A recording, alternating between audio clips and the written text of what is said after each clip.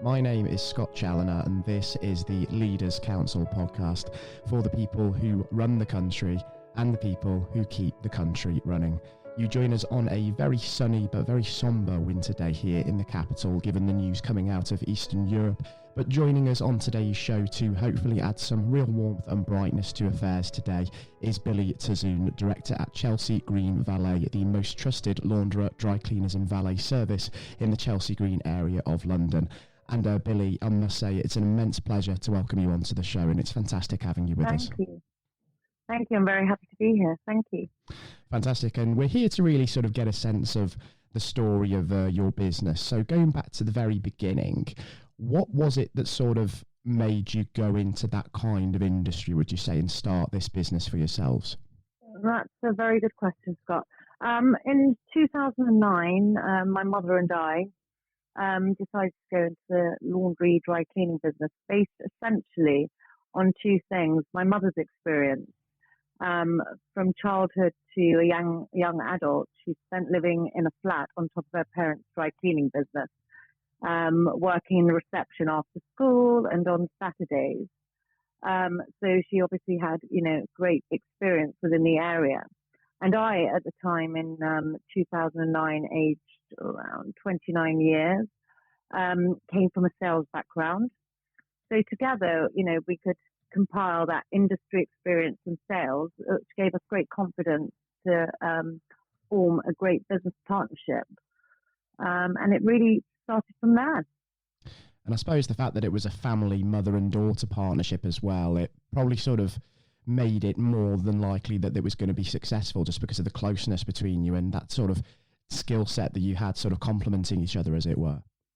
Absolutely. I would agree totally. I mean, it wasn't an industry that I was used to, but I think the sales element really helped. And yeah, the combination of both was the winning formula. And obviously, I suppose that you had to sort of consider the location of the business, and there were lots of things that you had to look for in terms of sort of acquisition criteria before you were looking to invest in the business and really grow the business. What were some of the challenges around that? Well, firstly, of course, yeah. So Cale Street Laundry is located bang in the middle of Chelsea, and had been there, open for business since the 1950s. And had always been family owned for most of that time. So we saw that as and was, really a sleepy London laundry throughout, situated in a high income area, which obviously was important, residentially populated. And, this enabled us to see the great potential, but and it obviously was, realizing a very small fraction of its value. So it was, it really ticked all of our boxes, and the challenge was there. Yeah, fantastic. And did sort of the business that you identified as well sort of need to be on the market for sale when it came to sort of bringing that forward? No, the business wasn't on the market or for sale, actually. We approached the owners and offered to buy the laundry, agreed a high price with a high rent, of course, relying on its potential. I think that, by knocking on the door, no transfer agent was far better. And I think it always helps, instead of taking an empty shell, but taking something that, has not realized its potential was always high on our criteria, actually. And then having sort of agreed to negotiate sort of a price on sort of purchasing that business and then building your own business, Chelsea Green Valet, how did you go about sort of kind of funding the acquisition and really sort of building the business up from there? Well, that's always a difficult one for anyone that's not a homeowner, of which at that time I wasn't. And I didn't really want to put my mother's house down as equity or risk that. So I approached actually Lloyd's Bank, and many high street banks at that time were offering what's called an small firm loans guarantee, which was a government backed loan for new businesses And we were able to secure a loan through that, which was, I think was the whole making of our business. If that was not possible, I don't think we would be here today. So I think that's absolutely brilliant. And I encourage anyone who looks at acquiring any good business to look at these government guaranteed loans. Yeah, it's certainly something, isn't it? Sort of really help kickstart industry, as it were. Absolutely. And just for those listeners that might be tuning in that are of that entrepreneurial mindset and maybe a little bit younger and thinking about starting their own businesses, I suppose the lesson from this is that, whatever challenges lie in the way, if you've got that big idea and you've got that big ambition and that vision, just take the plunge, just go for it. I think that's probably the key message. Absolutely. Like I said, I mean, at first it seemed quite daunting of how I'd be able to raise this money. I could see the sleepy London laundry waiting to be woken up. But, funding is always obviously a difficult area. But, so I do definitely encourage people to kind of think outside the box. There are always different ways of, always different funding options available out there. Mm. And obviously the business has been around 13 years now, acquired an incredible reputation, of course, in that time, won various national industry awards. And I can imagine that with all of that in mind, it's been quite the journey over that 13 years. If you'd like to sort of tell us a little bit about that. It's been a journey and a half. I mean, I'll just bring you back a bit. Our total sales in year one were just £3,000 per week or 150k per year, and now we're enjoying sales of over £35,000 a week. And so to say it's a journey is definitely the correct way of putting it.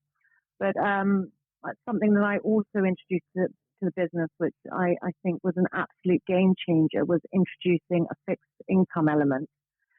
Which came from trade business. So we acquired a retail unit, but I saw the potential of laundry in all aspects. And I had, based on Chelsea Green, there was a hairdresser that we were doing their towels, and I thought, well, this is quite a high cost for a lot of businesses, such as hairdressers. Their laundry costs are really high costs and fluctuating costs. So I thought if I could develop a kind of formula that would make it a fixed flat fee for them, I thought that I could, gain more business. And actually, £50,000 of our revenue per month does come from our fixed income. But it also enables me to kind of not rely solely on that retail trade, and be able to, feel comfortable that all of our liabilities are paid month in, month out through that fixed income. It's incredibly important, isn't it? Especially when you're sort of in the process of establishing the business, because one of the key things, again, for sort of any youngsters listening into this with that big idea of their own, cash is king, isn't it? So nailing that very early doors is incredibly important, and on that road to success, isn't it? Yeah, absolutely. And with that, we soon run out of capacity, which was never a bad problem, of course, a good one to have. Yeah, of course, it's sort of paved the way for that exponential growth as well, and that real sort of heightened reputation within the local area. And I can imagine that when that recognition sort of came to fruition in the form of industry awards nationally, that must have been something that made you incredibly proud. Oh, absolutely. Chelsea Green are proud to say that we've won a number of industry awards over the last few years, starting from the SME Greater London Awards for Multi-Service Garment Restoration Enterprise. And then 2020, we won for another SME for Best Laundry and Dry Cleaning Service. And for me, the most prestigious has to be the nationwide industry award for the laundry business, which is called the launderer award, which we won last year. And I've got to say that was definitely one of my biggest highlights, as I sat there amongst really established businesses, that have triple, quadruple my revenues. And so to win that award was really quite something. Yeah, absolutely. I bet it almost felt like the pinnacle of the business at that point in time. And I thought I'd won an Oscar, to say the least. It's incredible, isn't it? And to think that you've done that as well with essentially a 13-year advertising budget of under £3,000 as well. So the way that you market your business is essentially very cost effective. And I suppose a lot of thinking, a lot of immense strategy has also gone into that side of the company too. Yes. I mean, Scott, to be honest, the best form of advertise, which is the one we mostly enjoyed, was the word of mouth. So, that's always based on key customer service, and that is the best, most organic growth that any business can enjoy, and obviously very cost effective as well. Absolutely right. It doesn't cost anything, word of mouth, does it? And like exactly, I say, absolutely, sort of happy customers, thriving business as well. And I suppose that when it came to trade, let's say, that may well have taken a dip over the last couple of years with the immense challenge that we've had with the COVID-19 pandemic. Of course, that's affected so many businesses in so many sectors, and I think it would be remiss of course, not to cover that.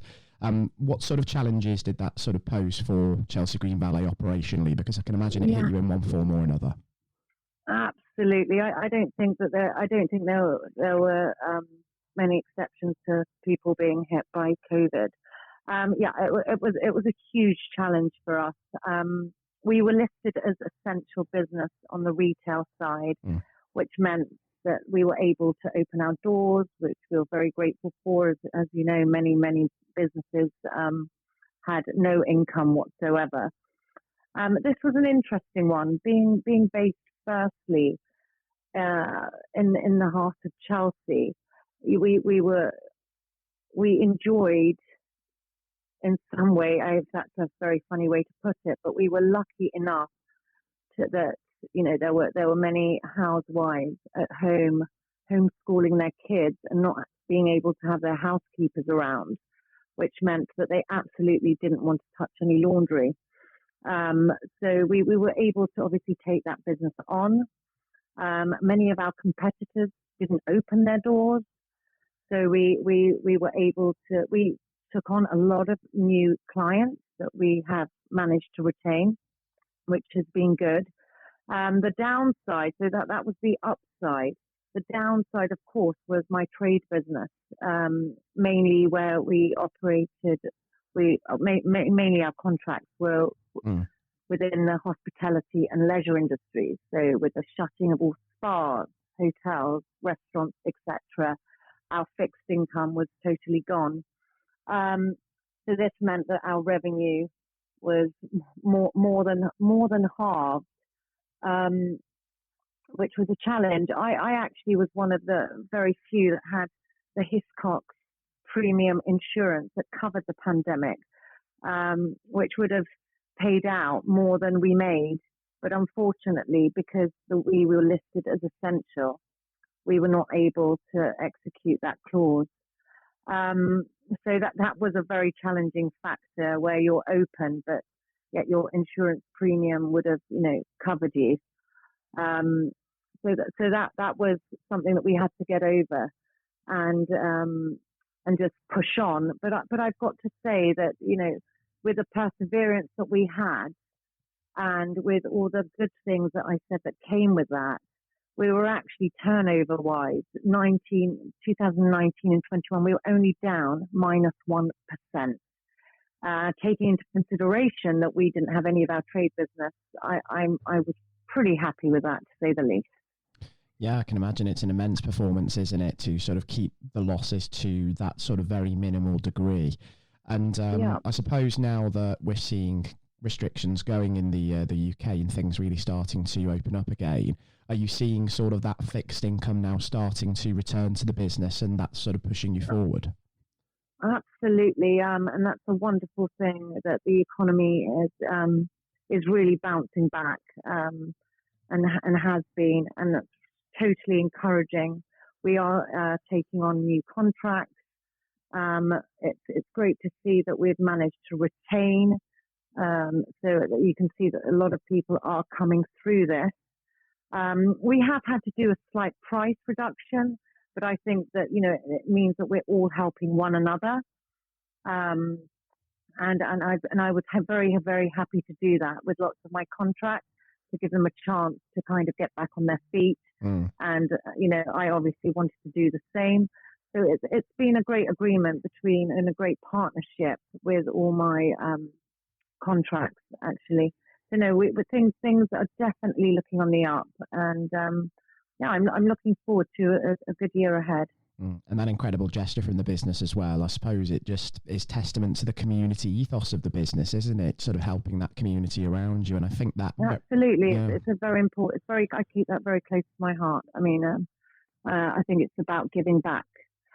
Sometimes, definitely, yeah, it goes a long way. Yeah, company culture is so very important, isn't it? And I think amid all of the tragedy of COVID, we have learnt an awful lot about ourselves and our businesses, haven't we? Those that are in these sort of leadership roles, and I can imagine that it's the case with yourselves as well. I mean, it's sort of really sort of reinforced the sort of idea of how resilient the business is, and probably brought out the best in yourself and your team as well, as you've been sort of guiding yourselves through all of this.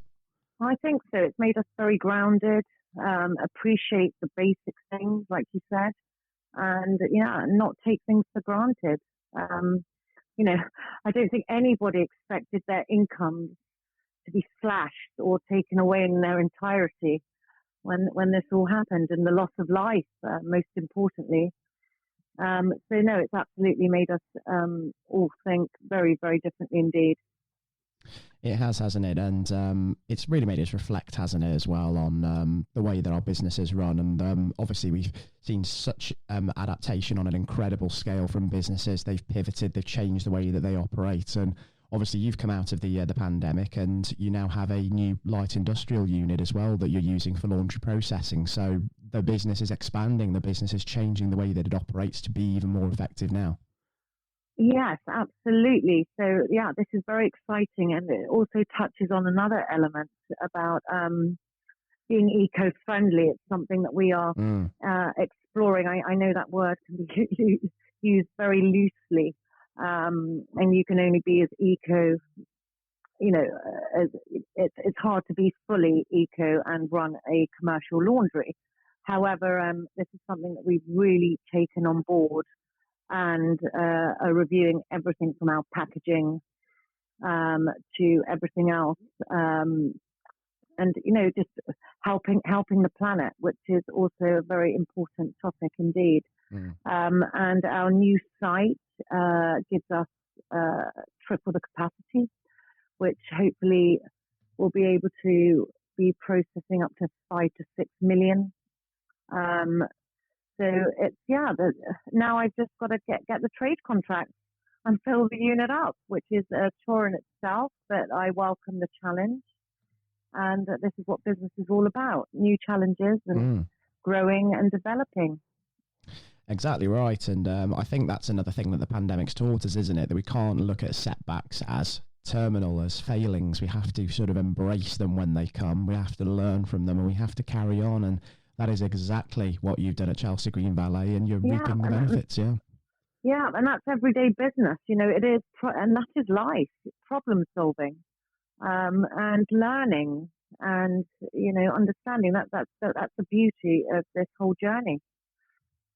Exactly, we're shaped by our experiences as well as everything else, and obviously having sort of taken the lessons of the pandemic and now thinking about kind of moving forward. Just before we wrap things up on the program, Billie, actually, I'd be interested to understand what your sort of big ambitions are for the future of the business now that you've got that plant in place. You've talked about the trading contracts, got to get that done, of course, but where would you really like the business to be going in the long run? I can imagine that you've got an incredible vision. This is one of my favourite questions, and encompasses my mood board that I'm currently looking at right in front of me.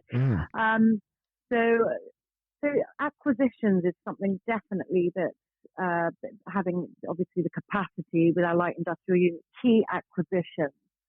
So again, looking at some sleepy businesses that need awakening. So that's definitely on the agenda. But Another exciting thing is having a premises and battery power station, which I'm sure that everybody's familiar with. It's a great place and has a huge potential.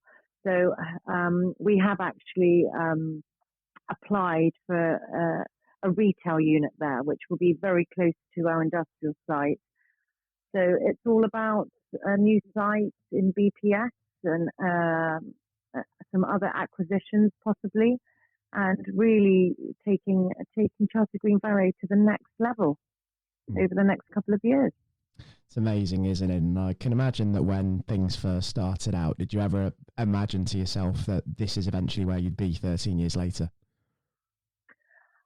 Being quite hard on myself, I didn't, and it really just does show. I think once you've got a really great sense of belief, and you're able to kind of take on each challenge and know that you can overcome it, I think is the key thing here. But no, I sit here today, and obviously I'm highly critical and would like to do better. But I can also say that I'm satisfied with the progress that Chelsea Green Valet has made, and I'm looking forward to a good number of years ahead. Goes to show, doesn't it, that when you believe in your business, believe in your product, that just about anything is possible. And we've seen that with the exponential growth that you've enjoyed and hopefully will continue to enjoy. And, you know, Billie, I would absolutely love the opportunity in future to, you know, catch up with you and just sort of see how these visions are really starting to pan out, because it seems like the road ahead is looking like a very, very promising one. It would be a pleasure. And thank you very much indeed.